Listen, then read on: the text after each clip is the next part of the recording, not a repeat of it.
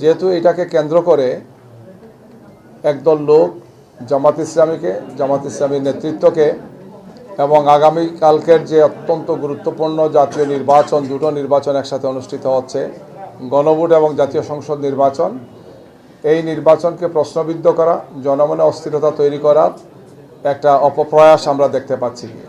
এর সাথে আরও অনেকগুলো ঘটনা ঘটেছে সাম্প্রতিক সময়, আমরা সে ঘটনাগুলো বলবো আপনাদেরকে। তো এই বিষয়ে আমাদের একটা পাওয়ার পয়েন্ট প্রেজেন্টেশন আছে, আমরা আপনাদেরকে এটা দেখাচ্ছি যে কিভাবে ঘটনা ঘটেছে এবং এক্ষেত্রে প্রশাসনের একটা অংশের কিভাবে চক্রান্ত এবং ষড়যন্ত্রের সাথে তারা জড়িত, আমরা সে কথাগুলো আপনাদের সামনে তুলে ধরতে চাই।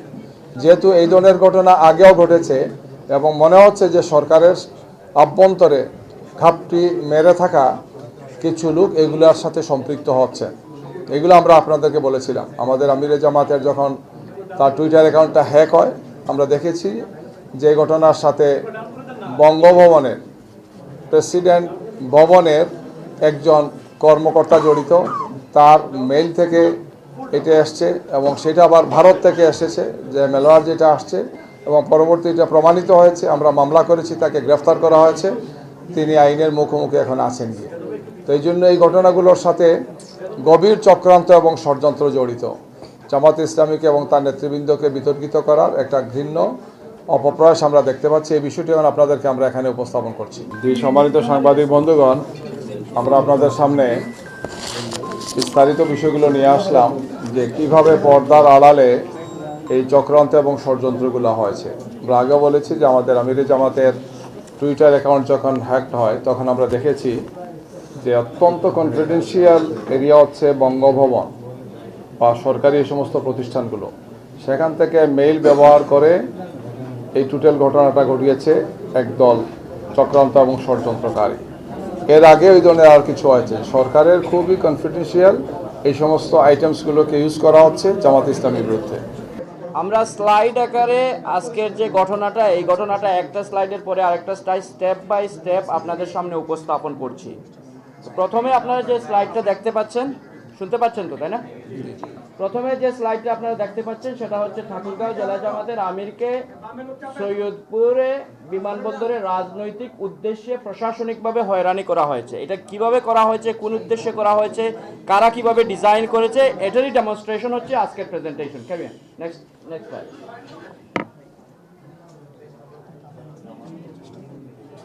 ওকে, আজকে বেলা 12টার দিকে সৈয়দপুর বিমানবন্দরে ঠাকুরগাঁও জেলা জামাতের আমিরকে হয়রানি করা হয়। এখানে রিপোর্ট দেখতে পাচ্ছেন, সময় নিউজের রিপোর্ট। বিপুল পরিমাণ টাকার বিষয়ে যা বললেন আটক জেলা জামাতের আমির বেলাল উদ্দিন, উনি বলেছেন যে উনার এটা ব্যবসায়ী টাকা। এর পরবর্তীতে হচ্ছে পুলিশের জেরা, নির্যাতন এবং মিডিয়া ট্রায়ালের মুখে তিনি পরবর্তীতে অসুস্থ হয়ে পড়েছেন। এখানে রিপোর্ট আছে, রিপোর্টে বলতেছে যে বিমানবন্দরে আটক ঠাকুরগাঁও জেলা জামাতের আমির অসুস্থ হয়ে পড়েছেন, হাসপাতালে ভর্তি আছেন। তারপরে অসুস্থ হয়ে পড়লেও পুলিশের টার্গেটেড, একটু দাঁড়ান, ভিডিওটা একটু, হ্যাঁ, পুলিশের টার্গেটেড মিডিয়া ট্রায়ালের আয়োজন কিন্তু থেমে থাকে নাই। উনি জ্ঞান হারিয়েছেন, সৈয়দপুরে উনি গ্রেফতার হয়েছেন, তাকে হাসপাতালে নেওয়া হচ্ছে। এই মুহূর্তের ভিডিও কিকস্টার্ট আপনারা দেখতে পাচ্ছেন, উনাকে কিভাবে ম্যানহ্যান্ডেল করা হচ্ছে। উনি জ্ঞান হারানো অবস্থায় আছেন।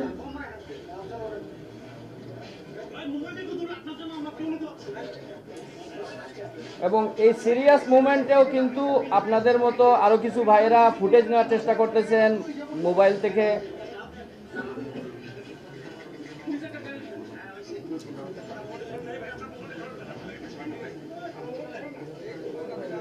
এইগুলো সামাজিক যোগাযোগ মাধ্যমেও কিন্তু ছড়িয়ে ছিটিয়ে পড়েছে এই ফুটেজগুলো।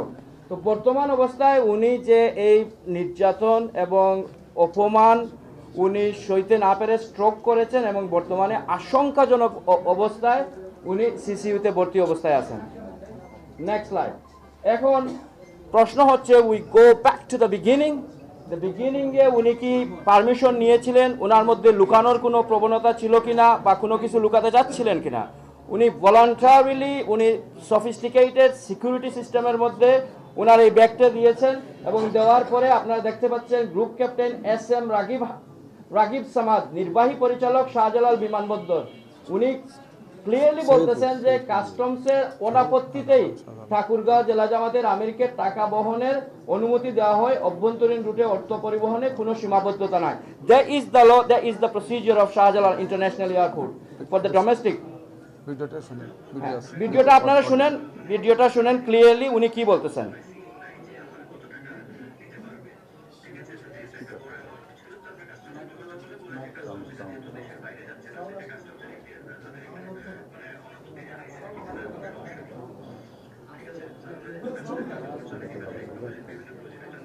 সিরিয়াস ডিসরাপশন হচ্ছে আমাদের মেইন ফোকাস থেকে সবাই যার কারণে এটাকে close okay, let's play this one again. আপনারা একটু যদি মানে সাউন্ড না করেন তাহলে হয়তো শুনেন।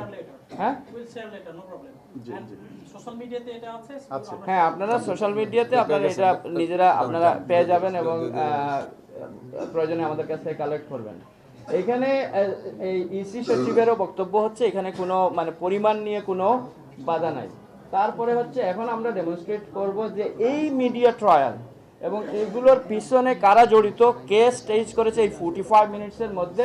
আমাদের বক্তব্য, আমাদের ইনভেস্টিগেশন, আমাদের ইনফরমেশন যেটা রিভিল করতেছে, কনক্লুশনে আমরা যেটা এসেছি সেটা হচ্ছে উইথ এভিডেন্স, সেটা হচ্ছে যে মিডিয়া ট্রায়ালের আয়োজন করেছেন ওইখানকার এসপি শেখ জাহিদুল ইসলাম।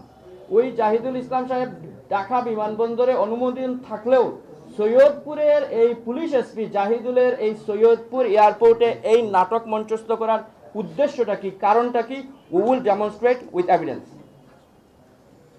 কে এই জাহিদুল ইসলাম? উনি হচ্ছেন পুলিশ সুপার, বর্তমানে দায়িত্ব আছেন সৈয়দপুরে, হ্যাঁ নীলফামারীতে, নীলফামারীতে। তো এই ভদ্রলোক, উনার সাথে উনার আরেকজন বন্ধু আছেন, উনি এই বন্ধুর ফটো আপনারা দেখতে পাচ্ছেন। উনি হচ্ছেন সাবেক ডিবি প্রধান, ভারতে বর্তমানে পলাতক মনিরুল ইসলাম সাহেবের অন্যতম সহযোগী ছিলেন এই এসপি জাহিদুল ইসলাম। হাসিনার পতনের পর একটি রাজনৈতিক দলের প্রশ্রয়ে প্রথমে উনি ঠাকুরগাঁয়ের এসপি ছিলেন, পরে নীলফামারীর এসপি হিসাবে দায়িত্ব গ্রহণ করেছেন। Next slide. রাইট, এখন উনার অ্যাক্টিভিটিসটা কি, উনি কি করতেছেন এখানে? উনি প্রশাসনিক দায়িত্ব পালন করতেছেন না কোনো দলের উদ্দেশ্য সাধন করতেছেন? উনার কাজটা কি, নির্বাচনে উনার ভূমিকাটা কি? You can see the slide in that slide. Tarek রহমানের খালাতো ভাই বিএনপি প্রার্থী শাহরিন তুহিনের জনসভায় এসপি শেখ জাহিদুল ইসলাম। শাহরিন তুহিন উনি ইঞ্জিনিয়ার, উনি উনার পেজে এখানে ধানের শীষের জন্য ভোট চাইতেছেন। এখানে এসপি সাহেবের ফটো এখনো ডেমনস্ট্রেশন আছে, আপনারা এখনো গিয়ে দেখতে পারবেন। উনি এইখানে কোনো আপত্তি নাই, এখানে ধানের শীষের পক্ষে। Walton Switch, stylish and elegant. প্রচারণা চলতেছে এবং উনি এখানে ভেরি হ্যাপিলি স্মাইল করে উনি এই ফটোটা দিতেছেন। বিএনপির প্রচারণায় অংশগ্রহণ করা একজন পুলিশ অফিসারের নৈতিক এবং লিগ্যাল ডিউটি আছে কিনা, এটা হচ্ছে জাতির কাছে এবং আপনাদের সাংবাদিক সমাজের কাছে আমাদের প্রশ্ন। Next slide. এখন আরেকটা ফটো আপনারা দেখতে পাচ্ছেন। এই ফটোটা হচ্ছে যে নির্বাচনী আচরণবিধি লঙ্ঘন করে আজকের এই যে এসপি জাহিদুল ইসলাম সাহেব, উনি সহ অন্যান্য পুলিশ কর্মকর্তারা happily once again very happily BNP chairman Tarek রহমানের এবং এমপি প্রার্থী তুহিন সাহেবের লাঞ্চ গ্রহণ করেছেন এবং একসাথে বসে লাঞ্চ করেছেন অথবা ডিনার করেছেন 4 দিন আগে। এটা কিন্তু ইলেকশনের 4 দিন আগে এটা হচ্ছে র পিকচার্স। এখানে আপনারা দেখতে পাচ্ছেন অন্যান্য অনেকের সাথেই আরো 2 পুলিশ অফিসার আছেন এবং জাহিদুল ইসলাম সাহেব, বিএনপি চেয়ারপারসন তারেক রহমান সাহেব এবং প্রার্থী। সো গত 7 ফেব্রুয়ারি তারেক রহমানের সাথে আচরণবিধি লঙ্ঘন করে লাঞ্চ করেছেন পুলিশ সুপার শেখ জাহিদুল ইসলাম এবং উনার কলিগরা। এখন এই জিনিসটা শুধু আমরা নিজেরা বলতেছি না, এটা জাতীয় নিউজ পেপারগুলোতে আসছে। বার্তাবাজার এখানে নিউজ করেছে আচরণবিধি লঙ্ঘন করে পুলিশ কর্মকর্তাদের আপ্যায়ন করালেন বিএনপি প্রার্থী এবং এখানে পুলিশ সুপারের নাম ক্লিয়ারলি হাইলাইট করা আছে শেখ জাহিদুল ইসলাম। আপনারা এখানে দেখতে পাচ্ছেন এই স্লাইডটাতে। Thank you. Next slide. জাতীয় আরেকটা নিউজ পেপারে আসে দৈনিক আমার বাংলাদেশ, এখানে ক্লিয়ারলি বলতেছে যে নীলফামারীতে আচরণবিধি লঙ্ঘনের অভিযোগে পুলিশ কর্মকর্তাদের লাঞ্চ করালেন বিএনপি প্রার্থী। তিনি কি এটা করতে পারেন? অবশ্যই না। উনারা পুলিশ অফিসাররা কি লাঞ্চ করতে পারেন? নো। উনাদেরকে কি ইনফরমেশন দেওয়া হয় না, ইনস্ট্রাকশন দেওয়া হয় না হায়ার অথরিটি থেকে? Let's go to the next slide. Okay, ওই আগে অন্যান্য যে পুলিশ কর্মকর্তা, একজন হচ্ছেন ABM ফয়জুল ইসলাম, আরেকজন হচ্ছেন নিয়াজ মাহাদি। এই দুইজন চিহ্নিত, গোলাকৃতির যে চিহ্নিত এখানে আইডেন্টিফাই করা আছে। ওকে, স্বরাষ্ট্রমন্ত্রী এবং হায়ার অথরিটি কিন্তু আগেই বলে দিয়েছেন, ক্লিয়ারলি বলে দিয়েছেন যে প্রার্থী অথবা এজেন্টদের দেওয়া কোনো খাবার খেতে পারবে না পুলিশ। উনি একটা জেলার এসপি, উনি হাইয়েস্ট অথরিটি ওই জেলার পুলিশ অ্যাডমিনিস্ট্রেশনের। উনি কি না বুঝেই ওনার কলিগদেরকে নিয়ে আরেক প্রার্থী এবং আরেকটা দলের চেয়ারপারসনের লাঞ্চ গ্রহণ করেছেন এই ধরনের ক্লিয়ার ইনস্ট্রাকশন ছাড়া? We wonder why. এখন আমরা চলে যাচ্ছি একদম বিগিনিংয়ে, যে বিমানবন্দরের ক্যামেরা এবং স্ক্যানের ভিডিওর অ্যাক্সেস কার কাছে? এটা একটা কনফিডেন্সিয়াল সিসিটিভি ফুটেজগুলো, এগুলো তো বিমানবন্দরের খুব অভ্যন্তরীণ কনফিডেন্সিয়াল অথরিটির কাছে, সিক্রেটিভ অথরিটির কাছে, কনফিডেন্সিয়াল অথরিটির কাছে থাকার কথা। এটা অত্যন্ত within a very short period of time কিভাবে এটা মিডিয়াতে গেল, কিভাবে আরেকজনের হাতে গেল। এখানে শুধুমাত্র ওই ঠাকুরগাঁও জেলা জামাতের আমির সাহেব জড়িত না, এখানে অন্যান্য সাধারণ ইনোসেন্ট প্যাসেঞ্জাররা, উনাদের যে কনফিডেন্সিয়াল ইনফরমেশনগুলো ব্রিচ হচ্ছে, এটাই এখন দেখার বিষয়। How did that happen? এখানে কিন্তু একটা জিনিস দেখেন, আমরা একটু স্লাইডটাতে ধরে রাখেন। জাগো নিউজ 24-এ এই নিউজটা স্পন্সর্ড। কাদের সুবিধার জন্য এটা স্পন্সর করা হচ্ছে, কারা প্যাট্রোনাইজ করতেছে, কারা এটা সুবিধা নিতেছে, এটা আপনারা অবশ্যই বুঝতে পারতেছেন। আর this is the question to you as well. এটা স্পন্সর করে এই নিউজটা দেওয়া হচ্ছে যে 50 লাখ টাকা সহ আটক ঠাকুরগাঁও জেলা জামাতের আমির। Whose benefit is that? Why are they doing this just before the election? Okay, so আমাদের বক্তব্য হচ্ছে আমাদের তথ্য প্রমাণ, আমাদের ইনভেস্টিগেশন, আমাদের ইনফরমেশন এবং রিলায়েবল সোর্সের ইনফরমেশন থেকে আমরা যেটা দেখতে পাচ্ছি, step by step, this is a syndicated target against Jamaat Islami, to defame Jamaat Islami, to portray bad image of Jamaat Islami just before the election, which cannot be justified in any form or manner. So, প্রথমেই হচ্ছে Dhaka airport থেকে ছাড়পত্র দেওয়া হয়েছে। 45 মিনিটের মধ্যেই এই media ট্রায়ালটাকে design করা হয়েছে, সুপরিকল্পিতভাবে ডিজাইন করা হয়েছে। 1 ঘন্টার মধ্যেই একযুগে অনেকগুলো মিডিয়াতে, ইভেন মেইন স্ট্রিম মিডিয়াগুলোতে প্রচার করা হয়েছে এবং এয়ারপোর্টের ইন্টারনাল ফুটেজটা সাংবাদিকদের কাছে চলে গিয়েছে। এবং এই পুলিশ জানায় উদ্ধারকৃত অর্থের উৎস এবং এই অর্থ কোন উদ্দেশ্যে ব্যবহার করা হচ্ছে সে বিষয়ে তাকে জিজ্ঞাসা করা হবে। গোয়েন্দা তথ্যের ভিত্তিতে তাকে আটক করা হয়েছে এবং বিষয়টি আইনি কার্যক্রমে প্রক্রিয়াধীন রয়েছে।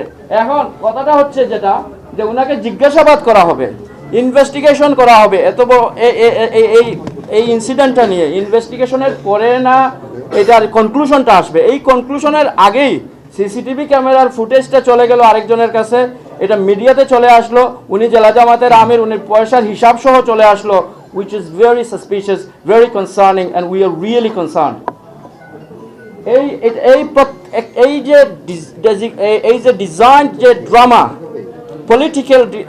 politically motivated, ill motive নিয়ে যে ড্রামা, এটার মূল হোতা হচ্ছেন জনাব জাহিদুল ইসলাম, ওই জায়গার এসপি মহোদয়। আমাদের বক্তব্য হচ্ছে যে ওনাকে ইমিডিয়েটলি সাসপেন্ড করতে হবে, ওই এলাকা থেকে সরায় নিতে হবে। আদারওয়াইজ আগামীকালকের ইলেকশনে উনি মারাত্মক ভূমিকা পালন করবেন। জনগণের রায় যাতে প্রতিফলিত না হয় এই ধরনের ভূমিকা উনি পালন করবেন। জুবাইর ভাই বিস্তারিত বলবে আমরা আমাদের বক্তব্যটা কি। এটা কি শেষ স্লাইড? দিস ইজ দ্য শেষ slide. Thank you for watching the slides. Thank you. সম্মানিত সাংবাদিক বন্ধুগণ, আমরা আপনাদের সামনে বিস্তারিত বিষয়গুলো নিয়ে আসলাম যে কিভাবে পর্দার আড়ালে এই চক্রান্ত এবং ষড়যন্ত্রগুলো হয়েছে। আমরা আগে বলেছি যে আমাদের আমিরে জামাতের টুইটার অ্যাকাউন্ট যখন হ্যাকড হয় তখন আমরা দেখেছি যে অত্যন্ত কনফিডেন্সিয়াল এরিয়া হচ্ছে বঙ্গভবন বা সরকারি এই সমস্ত প্রতিষ্ঠানগুলো, সেখান থেকে মেইল ব্যবহার করে এই টোটাল ঘটনাটা ঘটিয়েছে একদল চক্রান্ত এবং ষড়যন্ত্রকারী। এর আগে ওই ধরনের আর কিছু হয়েছে। সরকারের খুবই কনফিডেন্সিয়াল এই সমস্ত আইটেমসগুলোকে ইউজ করা হচ্ছে জামাত ইসলামীর বিরুদ্ধে।